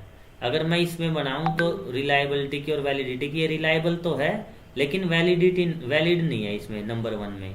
अगर सेकंड में हम जाएं तो सेकंड में हमारे पूरी स्कैटर्ड है कि इसमें ना तो रिलायबिलिटी है ना, रिलायबिलिटी और वैलिडिटी बिल्कुल लो, तो ना ये रिलायबल है और ना ये वैलिड है, क्योंकि जो हमारे तीर लगे हैं जो वो लगे बिल्कुल स्कैटर्ड है, नहीं तो ये सिमिलरिटी है इनमें, और ना ये एक्यूरेट बिल्कुल सेंटर में लगे हैं, है ना। और जो थर्ड है इसमें, थर्ड में क्या है, थर्ड में अब इसमें क्या थी, लो रिलायबिलिटी और लो वैलिडिटी थी, है ना। और थर्ड में तो हमारी रिलायबिलिटी और वैलिडिटी क्या है, बिल्कुल भी नहीं है ना। तो इसमें तो कुछ परसेंट थी, मान लिया कि इसमें हमारी रिलायबल 20%, मान लिया हम 20% के आसपास ही हमारी रिलायबिलिटी और वैलिडिटी थी इस रिसर्च में। थर्ड में तो बिल्कुल भी नहीं। अब फोर्थ देखो, जो हमारा फोर्थ है, हमारा ये जो फोर्थ है, फोर्थ में अगर हम देखें तो फोर्थ में तो हमारा जो बीच में गोल्ड होता है बिल्कुल यहीं लगा है एरो, है ना, गोल्ड पे। तो गोल्ड का मतलब क्या, ये हमारी एक्यूरेट भी है ना, और ये रिलायबल भी है। तो इस रिसर्च को क्या बोलेंगे हम, इस रिसर्च को बोलेंगे कि ये हमारी रिसर्च जो है, इसमें फोर्थ जो होगा हमारा वो रिलायबल भी है और हमारी वैलिड भी है ना। तो यहाँ से कई बार क्वेश्चन आता है कि रिलायबिलिटी वर्सेस वैलिडिटी, ठीक है, तो कई बार पूछ लेते हैं। अब समझ में आया रिलायबिलिटी और वैलिडिटी क्या होती है। वैलिडिटी का मतलब होता है एक्यूरेसी ऑफ द रिजल्ट, की कितना एक्यूरेट है वो, और रिलायबिलिटी का मतलब क्या होता है, सिमिलरिटी ऑफ द रिजल्ट, की वो इतने आसपास है। मुझे उम्मीद आपका इससे समझ में आया होगा, बिल्कुल, है ना। अब कई बार क्वेश्चन आता है कि जो आपकी रिसर्च रिलायबल होगी क्या वो वैलिड होगी कंपलसरी, या जो आपकी रिसर्च वैलिड होगी वो रिलायबल होगी। इसका आंसर है कि जो आपकी रिसर्च रिलायबल है, सॉरी वैलिड है, तो वो ऑलवेज वैलिड रिसर्च ऑलवेज क्या होगी, रिलायबल होगी। क्योंकि वैलिड में क्या होता है, सिमिलैरिटी तो होती है और एक्यूरेसी भी होती है। तो वैलिड का अगर मैं रिलायबिलिटी का वो बनाऊं सर्कल, तो जो अगर ये वेन डायग्राम से समझाऊं तो ये रिलायबल है और ये वैलिड है। तो जो आपकी रिसर्च वैलिड है तो वो तो रिलायबल होगी, लेकिन जो रिसर्च आपकी रिलायबल है वो वैलिड होगी, इसकी कोई गारंटी नहीं, क्योंकि आपकी रिलायबल ऑफ रिसर्च जरूरी नहीं है कि बार हो। जैसे हमने फर्स्ट इमेज में देखा था, इसमें ध्यान से देखो, जो फर्स्ट सर्कल था इसमें हमने क्या देखा था, इसमें हमने देखा था कि जो हमारा फर्स्ट है ये, इसमें हमने देखा था कि हमारे जो रिजल्ट्स है वो बिल्कुल आसपास तो है ना, जो निशाने लगे हैं, जो तीर लगे हैं, वो हमारे क्या है, सिमिलरिटी तो है इसमें, लेकिन वो एक्यूरेट नहीं है ना। लेकिन लास्ट में क्या है, एक्यूरेसी भी है हमारी और सिमिलरिटी ऑफ द रिजल्ट भी है। तो जहाँ एक्यूरेसी और सिमिलरिटी हो वो हमारी वैलिड होती है। तो जो आपकी रिसर्च वैलिड होती है वो रिलायबल तो होती है ना, लेकिन जो रिसर्च रिलायबल होती है वो जरूरी नहीं है वैलिड हो, वो वैलिड हो भी सकती है और वैलिड नहीं भी हो सकती है। यहाँ तक अगर आपको समझ में आया तो बताओ, है ना, एक बार मुझे कमेंट करके बताओ वैलिडिटी और रिलायबिलिटी आपको समझ में आई है क्या, या कोई क्वेश्चन हो, फिर हम नेक्स्ट टॉपिक पे चलते हैं अपने, ठीक है।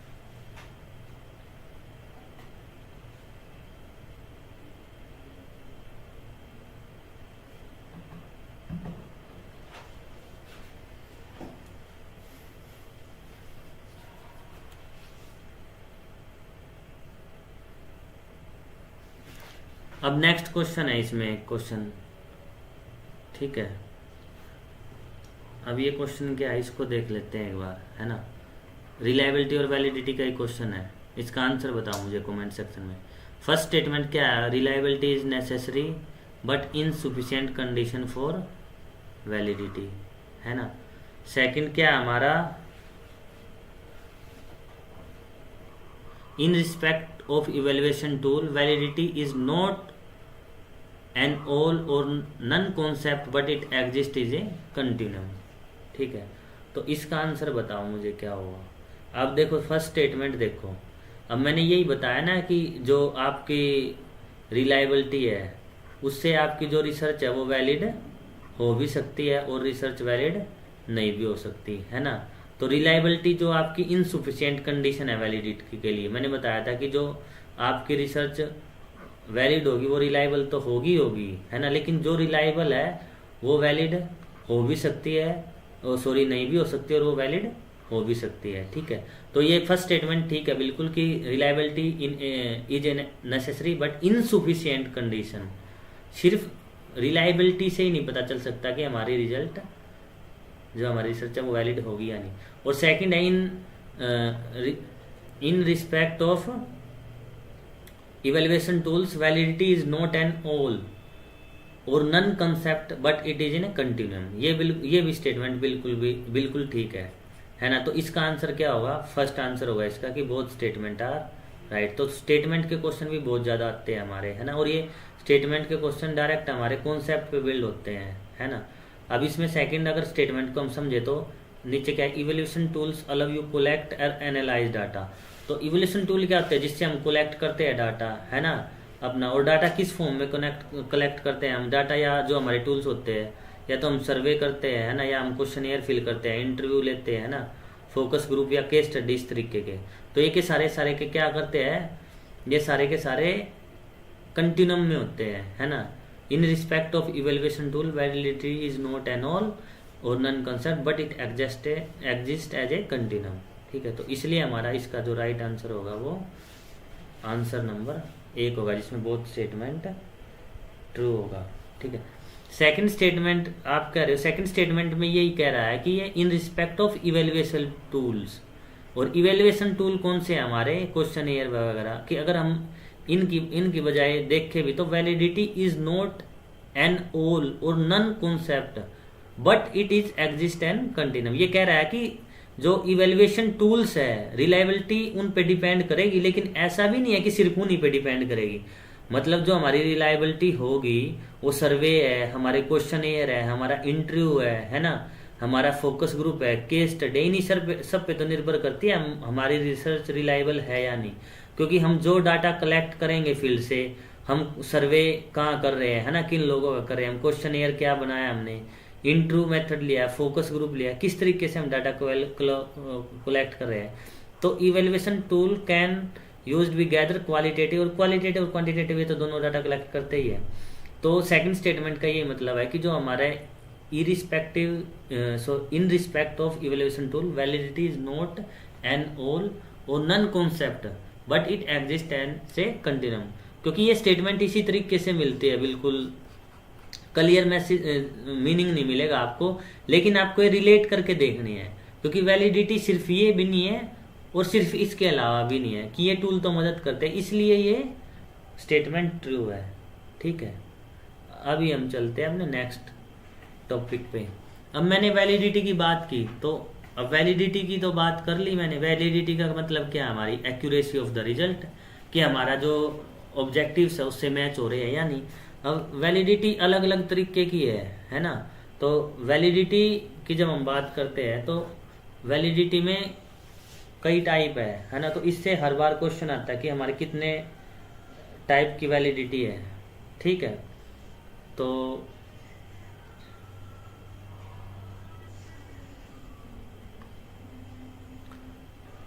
अब है इंटरनल वैलिडिटी। इंटरनल वैलिडिटी क्या होती है, ठीक है। इंटरनल वैलिडिटी का मतलब होता है कि जो हमारे वेरिएबल्स हैं उनके बीच में क्या रिलेशन है। A researcher is able to establish better causal relationship between two or more variable, है ना।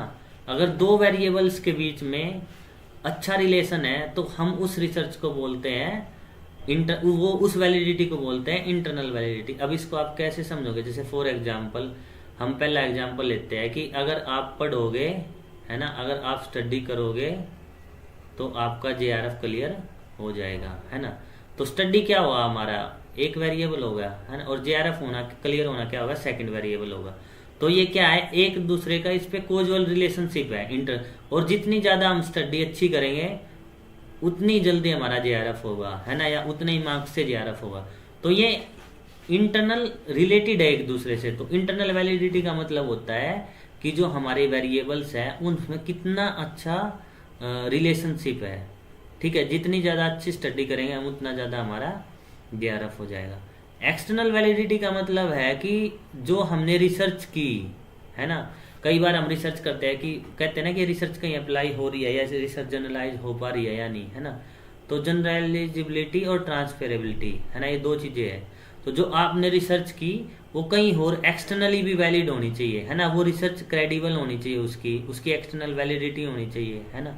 तो जो रिसर्च एक्सटर्नली वैलिड होती है तो उसका मतलब है कि वो जनरलाइजेबल है नहीं। कई बार हम पढ़ते हैं ना जर्नल टू पर्टिकुलर, पे जाते हैं, है ना, कि ये चीज़ें जनरलाइजेबल है, ये सभी चीज़ों पे सभी जगह लागू होते हैं। जैसे हम कहते हैं नेचर के लॉ जो है वो जनरल लॉ है, जनरल रूल है, यूनिवर्सल लॉ है हमारे, है ना, नियम है। तो क्योंकि वो एक्सटर्नली वैलिड है, वो नेचर पे वैलिड है, तो वो ह्यूमन बीइंग पे भी वैलिड है, वो सब जगह लागू होते हैं। तो उस चीज़ को एक्सटर्नल वैलिडिटी बोलते हैं। तो हमारी रिसर्च की एक्सटर्नल वैलिडिटी कब होगी? जब वो एक्सटर्नली भी लागू होगी, उसकी जनरलाइजेबिलिटी होगी। ठीक है, अब इसमें है हमारा next face validity. Face validity का मतलब क्या होता है? We means that a survey and questionnaire accurately measure what they are suppose to be measure. मतलब कि जो हमने मीजर करना था हमारी रिसर्च से, अगर हम वही चीज़ मीजर कर पाए, जैसे फॉर एग्जांपल हमें ये चेक करना था कि जो चाय पीते हैं हम, उसका नींद पे कितना असर होता है, क्या चाय पीने से नींद चली जाती है ना। तो ये दो वेरिएबल हो गए हमारे, एक तो चाय हो गया, एक नींद हो गई, मतलब स्लीप, है ना। टी का जो चाय है और उसका स्लीप पे क्या रिलेशन है, अगर ये चीज़ें फाइंड आउट कर आए कि भाई चाय का नींद पे क्या रिलेशन है, अगर ये चीज़ें हम फाइंड आउट कर पाए और इन्हीं चीज़ों को लेकर हम एक्यूरेटली मेजर कर पाए कि भाई चाय का नींद पे ये असर है, तो उसको बोलते हैं फेस वैलिडिटी। मतलब हम अलग चीज़ों पे नहीं भटके। अलग चीज़ें क्या हो सकती थी भाई? नींद हो सकता है कि आपने खाना नहीं खाया हो इसलिए भी नहीं आ रही, है ना। नींद हो सकता है आपको कोई ना कोई डिजीज हो, है ना। हो सकता है कि आप दिन में सो गए हो, है ना, इसलिए नींद नहीं आ रही। लेकिन जब हम दो फैक्टर ले रहे हैं तो जो ये एक्सटर्नल वेरिएबल है इनको सब हम क्या कर देते हैं? कंट्रोल करते हैं। हम जब वेरिएबल्स पढ़ेंगे तो हम इसको डिटेल में पढ़ेंगे कि कंफाउंडिंग वेरिएबल क्या होता है, एक्सटर्नियस वेरिएबल क्या होता है ना, कंट्रोल वेरिएबल क्या होता है। ये सारी चीज़ें हम काफ़ी डिटेल में पढ़ेंगे ये चीज़ें। ठीक है, तो फेस वैलिडिटी का मतलब है कि जो जितने भी पार्टिसिपेंट है जिन्होंने क्वेश्चन एयर फिल किया है, तो जिस चीज़ के लिए हमने वो ट्रेड्स जो मेजर करने थे वही ट्रेड्स अगर हम मेजर कर पाए तो उसको हम फेस वैलिडिटी बोलते हैं। ठीक है, ये बात आई समझ में आपको? अब ये बात समझ में आई तो एक बार कमेंट सेक्शन में कमेंट करके मुझे बताएं प्लीज़, फिर हम नेक्स्ट करते हैं इसका, है ना। अब इसमें है कंटेंट वैलिडिटी, ठीक है, और नेक्स्ट है क्राइटेरियन वैलिडिटी, है ना।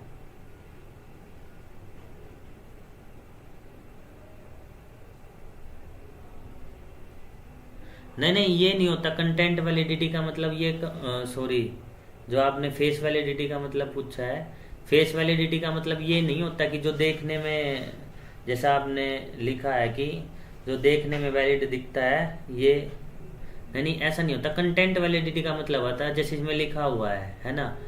मतलब जो चीज़ हम मेजर करना चाहते हैं ना, अगर वही चीज़ हम मेजर कर पाए तो उसको फेस वैलिडिटी बोलते हैं। जैसे इसमें एग्जांपल दिया है, all participants who filled questionnaire means for measuring certain personality traits agree that this exercise to measure those traits note something very different traits.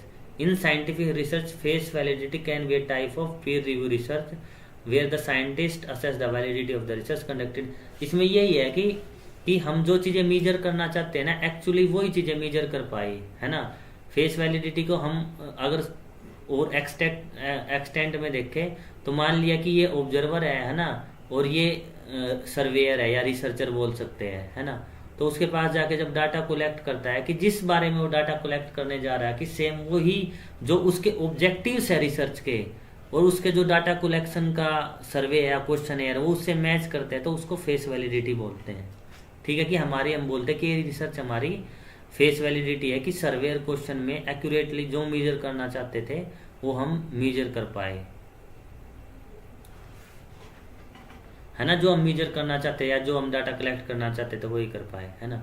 Next, अब इसमें ठीक है, ये होगा इसमें। अब नेक्स्ट है हमारा कंटेंट वैलिडिटी। कंटेंट वैलिडिटी का मतलब है कि जो हमने कंटेंट लिया है रिसर्च में वो हमारा वैलिड होना है to degree which the test and survey measure its suppose to be measure, है ना। तो कंटेंट वैलिडिटी में क्या होता है कि जो भी हम चीज़ें डाटा हमारा लेते हैं, चाहे वो प्राइमरी डाटा हो चाहे सेकेंडरी डाटा हो, है ना, वो चीज़ें वैलिड होनी चाहिए। वैलिड का मतलब क्या है कि वो चीज़ें एक्यूरेट होनी चाहिए।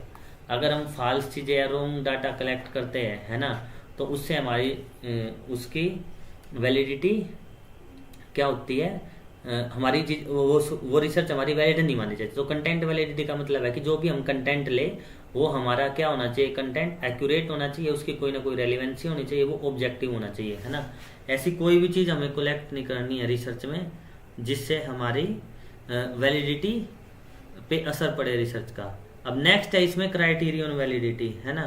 जब हम क्राइटेरियन वैलिडिटी की बात करते हैं तो क्राइटेरियन में आता है कि हम क्या क्राइटेरिया मेथड करते हैं। तो इसमें बेसिकली मेथडोलॉजी की बात करते हैं कि हम क्या मेथडोलॉजी अपना रहे हैं, है ना। तो जो मेथडोलॉजी हम लगा रहे हैं रिसर्च में वो हमारी मेथडोलॉजी बिल्कुल ठीक होनी चाहिए। जो क्राइटेरिया है, criteria for the data collection, है ना, डाटा कलेक्शन का क्राइटेरिया हमारा, ठीक है, हमारा एनालिसिस का क्राइटेरिया, ठीक है। तो हम क्या क्या क्राइटेरिया लगा रहे हैं, अगर वो क्राइटेरिया हमारे एक्यूरेट है तो उसको क्राइटेरियन वैलिडिटी बोलते हैं, ठीक है। ये बिल्कुल इजी इजी से क्वेश्चन आते हैं इसमें, जैसे डेफिनेशन है वैसे ही। नेक्स्ट है हमारी कंस्ट्रक्ट वैलिडिटी, ठीक है। कंस्ट्रक्ट वैलिडिटी का मतलब होता है डिजाइन से रिलेटेड, और डिजाइन में क्या आता है, हमारा सेकंड स्टेप होता है ना, स्टेप सेकंड होता है ना रिसर्च का, डिजाइन। और डिजाइन में हमारा क्या आता है, मेथडोलॉजी, ऑब्जेक्टिव्स, है ना। तो कंस्ट्रक्ट कैसा होगा आपके रिसर्च में, आपका डिजाइन जितना अच्छा होगा,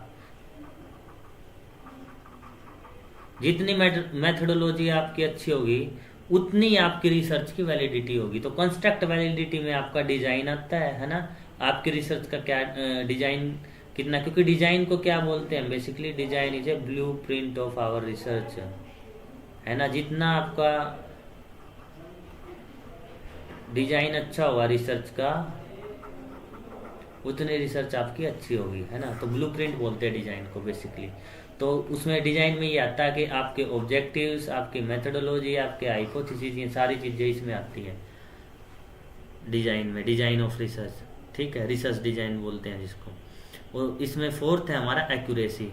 तो एक्यूरेसी तो वही है कि एक्यूरेसी क्या मेजर करती है, how the given set of measurement observation are to the true value while precision how close.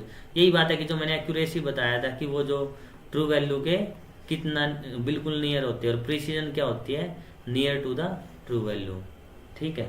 तो आपकी रिसर्च के जो ये हम बात कर रहे हैं, तो ये रिसर्च के हमारी रिसर्च ऑब्जेक्टिव होनी चाहिए। हम करेक्टरिस्टिक्स की बात करें, हमारी रिसर्च एक्यूरेट होनी चाहिए, ठीक है।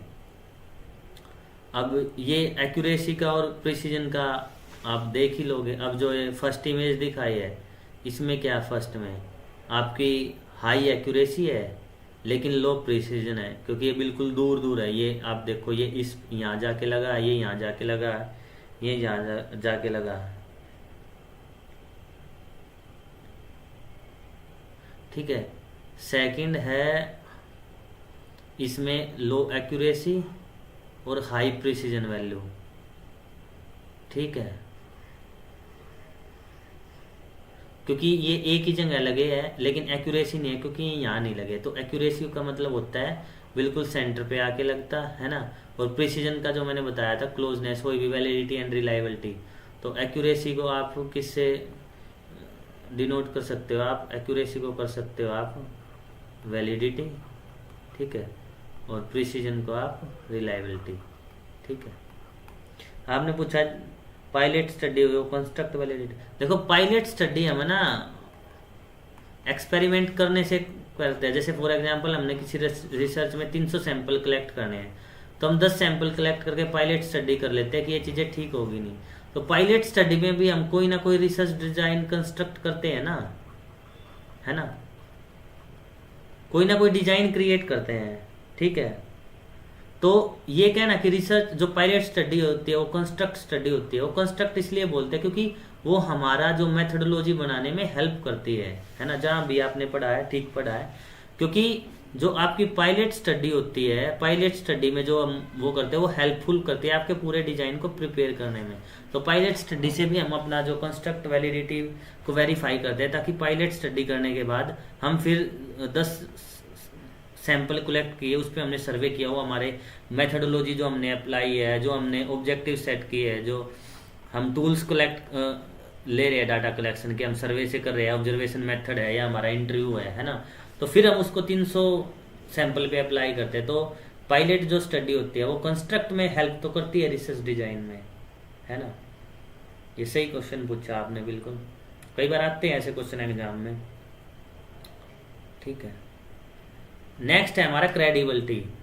तो हमारी रिसर्च की जब हम बात करते हैं तो हमारी रिसर्च क्या होनी चाहिए, हमारी रिसर्च क्रेडिबल भी होनी चाहिए, है ना। तो क्रेडिबिलिटी काफ़ी इम्पोर्टेंट चीज़ है किसी भी चीज़ की। जब भी हम बात करते हैं तो कहते हैं ना कि हमारी रिसर्च वैलिड भी होनी चाहिए और हमारी रिसर्च क्रेडिबल भी होनी चाहिए, है ना। तो क्रेडिबिलिटी का मतलब ये होता है कि कितना अप्रोप्रिएट है, कितना एक्यूरेट है चीज़ें, है ना। पार्टिसिपेंट्स हमने ओरिजिनल लिए है, ऐसा तो नहीं कि हम फेक सर्वे भरवा रहे हो रिसर्चर से, है ना। तो हमें कभी भी फेक डाटा या फेक वो नहीं फिल कराने चाहिए कभी भी रिसर्चर से, है ना, फेक डाटा, ठीक है। तो क्रेडिबल तो होनी चाहिए आपकी रिसर्च। नेक्स्ट है जनरलाइजेबिलिटी। जनरलाइजेबिलिटी का मतलब है कि जैसे सैंपल होता है ना, टी जनरल टू पार्टिकुलर एक चीज़ होती है कि जो चीज़ें, जनरलाइजेबिलिटी का मतलब है कि जो आपने रिसर्च की वो इन ऑल पे भी लागू होनी चाहिए। जैसे कोई सैंपल है, हमने सर्वे किया यहाँ से, है ना, तो सर्वे करके हमने बताया कि एक हमने पेशेंट पे कोई सर्वे किया, फॉर एग्जांपल हमने टैबलेट पैरासीटामोल का यूज किया फॉर एग्जांपल, है ना। पैरासीटामोल हमने पेशेंट को दे दी, है ना, तो उससे क्या होता है, फीवर ठीक होता है पैरासीटामोल से। तो हमने सर्वे ये किया कि हमने फर्स्ट पेशेंट को दी, फीवर ठीक हो गया, सेकंड पेशेंट को दी, ठीक हो गया, थर्ड पेशेंट को दी, ठीक हो गया, फोर्थ पेशेंट। तो ऐसे करके हमने एक रिसर्च की, है ना। फिर हम जनरली हमने लास्ट में जनरलाइज क्या किया कि पैरासीटामोल से, है ना, फीवर ठीक होता है ना। तो ये चीज़ें हमने क्या करती, जनरल कर दी। तो फिर कोई भी पेशेंट आएगा हमारा फीवर का, जिसको बुखार होगा, उसको हम पैरासीटामोल रिकमेंड करेंगे। तो ऐसे रिसर्च चलती है ना। तो जो आपकी जनरलाइजेबिलिटी का मतलब है कि जो आपका छोटे से सैंपल पे लागू हो वो जनरल पे भी लागू हो। जैसे कई बार घर में सब्जी बनती है ना, या हलवा बनता है, चाय बनाते हैं, तो हम छोटा सा सैंपल लेके उसको चेक करते हैं ना कि क्या ये चाय मीठी हुई है या नहीं, और ज़्यादा चीनी की जरूरत है ना। तो उस छोटे से सैंपल से हम बता देते हैं कि पूरी चाय मीठी है या नहीं है ना। पूरी जो सब्जी जो है उसमें नमक ज़्यादा है, मिर्च ज़्यादा, उससे तो फिर उसमें उस हिसाब से प्रोपोर्शन से नमक मिर्च डालते हैं। तो जनरल एलिजिबिलिटी का यही मतलब होता है कि वो पॉपुलेशन पे लागू है या नहीं।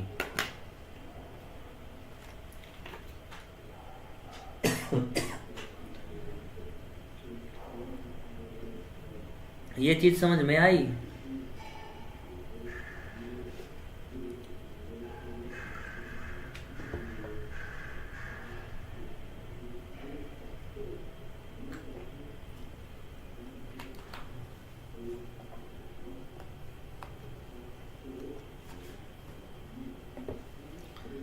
ये वैलिड होगी जो आप पूछ रहे हैं कि कंफर्म करने की बात कर रहे हैं। मैंने बताया तो कि जो ये कंस्ट्रक्ट जो आपकी पायलट स्टडी होगी वो कंस्ट्रक्ट वैलिडिटी में हेल्प करेगी, है ना। अब हम पायलट स्टडी को हम कंस्ट्रक्ट वैलिडिटी नहीं बोल सकते हैं।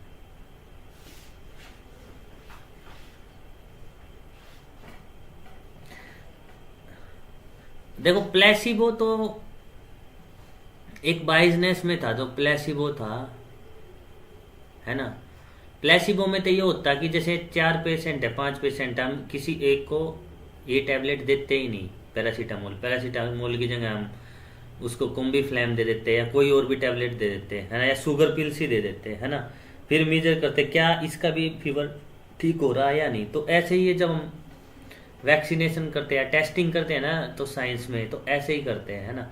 तो प्लेसिबो का मतलब है कि जो मैंने रिसर्च में बताया था कि जब भी आप डाटा कलेक्ट करो तो प्लेसिबो का ऐसा मतलब नहीं है कि आप डाटा तो कलेक्ट करने गए हो आप जो है ना कि ए विलेज का, लेकिन आपने किसी बी विलेज का डाटा रिसर्च में रिप्रेजेंट कर दिया। तो इसी का मतलब था कि प्लेसिबो बायसनेस नहीं होनी चाहिए कि आपको डाटा तो कलेक्ट करना था कहीं और का और डाटा कलेक्ट कहीं और का करके आप कहीं और का क्लेम कर रहे हो, है ना। तो इस तरीके का प्लेसिबो बायसनेस नहीं होनी चाहिए आपकी रिसर्च में, है ना। तो मेरा वहाँ प्लेसिबो का मतलब ये था, ठीक है।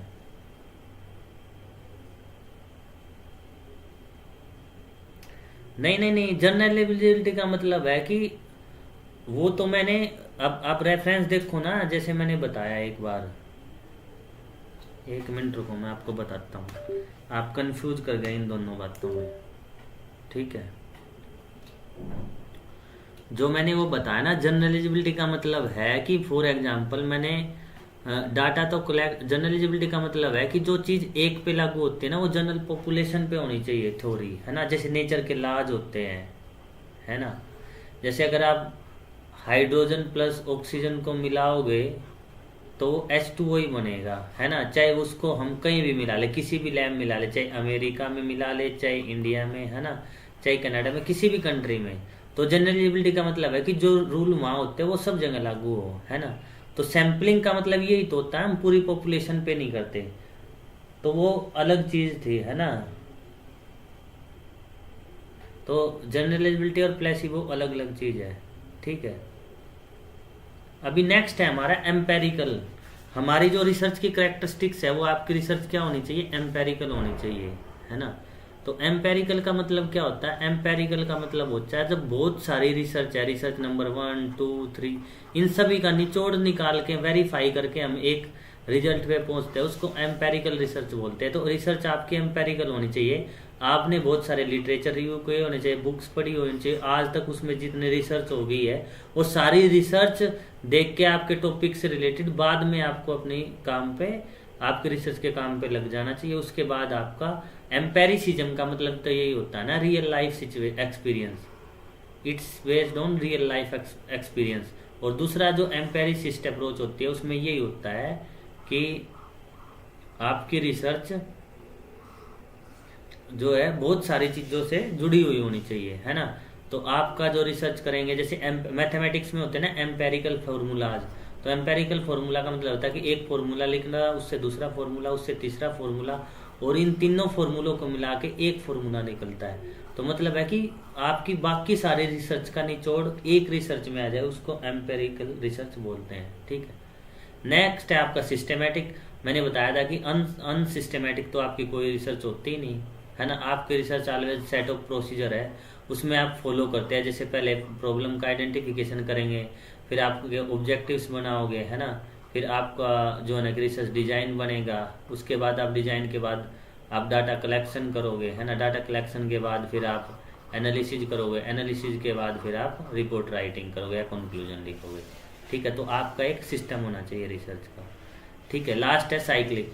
आपकी रिसर्च साइक्लिक होनी चाहिए। साइक्लिक का मतलब होता है because it start with a problem and and with से प्रॉब्लम। ऑलवेज ये कहा जाता है कोई भी जो रिसर्च होती है वो एक प्रॉब्लम से शुरू होती है और एक प्रॉब्लम पर खत्म हो जाती है ना।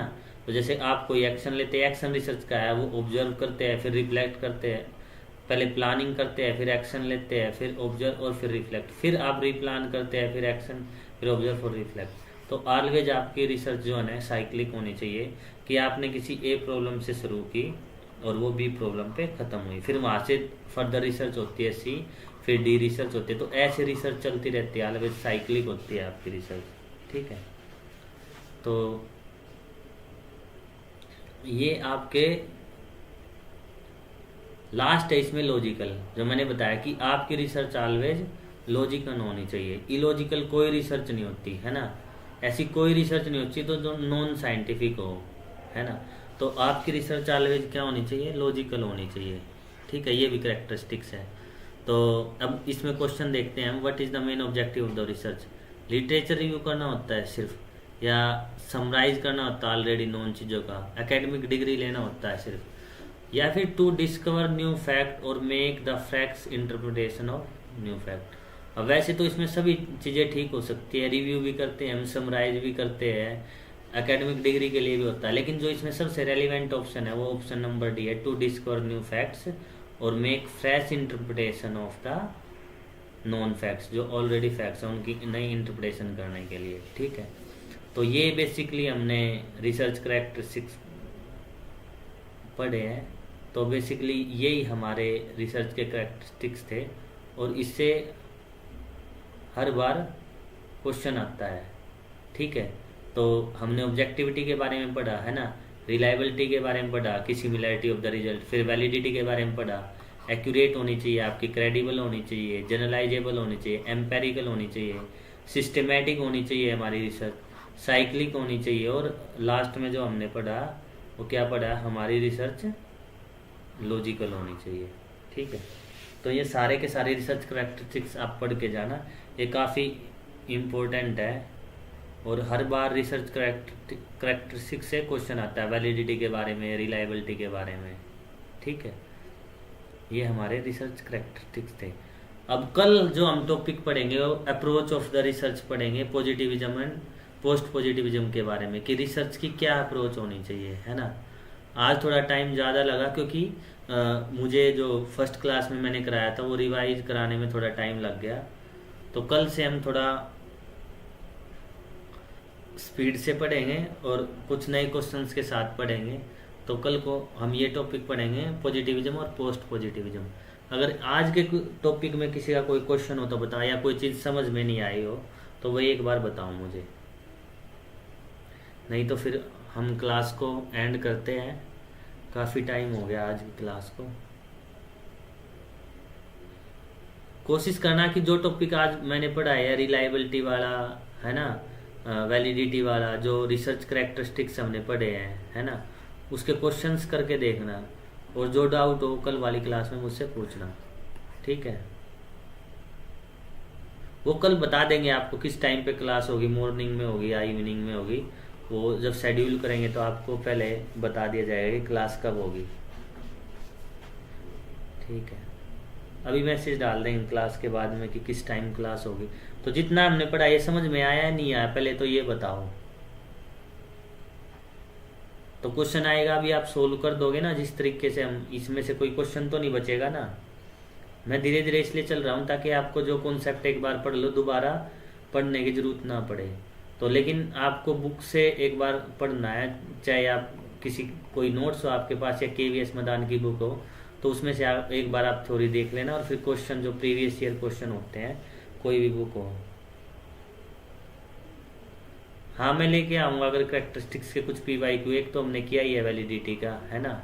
बाकी आप भी सर्च करके मुझे भेजना, अगर आपको कोई मिले PYQ तो मैं भी कुछ PYQ कर लेके आऊँगा। करैक्टरिस्टिक्स से PYQ आते हैं बेसिकली ऑब्जेक्टिविटी के बारे में, है ना, रिलायबिलिटी, वैलिडिटी पे काफ़ी क्वेश्चन आते हैं, एक्सटर्नल वैलिडिटी, इंटरनल वैलिडिटी, है ना, और ये सारे बहुत सारे क्वेश्चन इससे आते हैं हर बार। ठीक है, किसी का कोई क्वेश्चन हो बताओ, या हम एंड करें क्लास का आज यहीं। आपने इतने पेशेंसली सुना और इंटरेक्ट भी कर रहे थे आप कमेंट सेक्शन में, तो काफ़ी इंटरेक्टिव क्लास रही। अगर इसी तरीके से चलता रहा तो बहुत जल्दी हम ये रिसर्च के जो सभी टॉपिक हैं उनको समझ लेंगे, और काफ़ी हेल्प करेगा ये हमारा।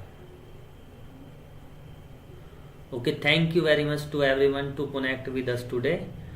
हम कल क्लास में मिलते हैं, पॉजिटिविज्म और पोस्ट पॉजिटिविज्म के बारे में हम पढ़ेंगे। ठीक है, गुड नाइट एवरीवन।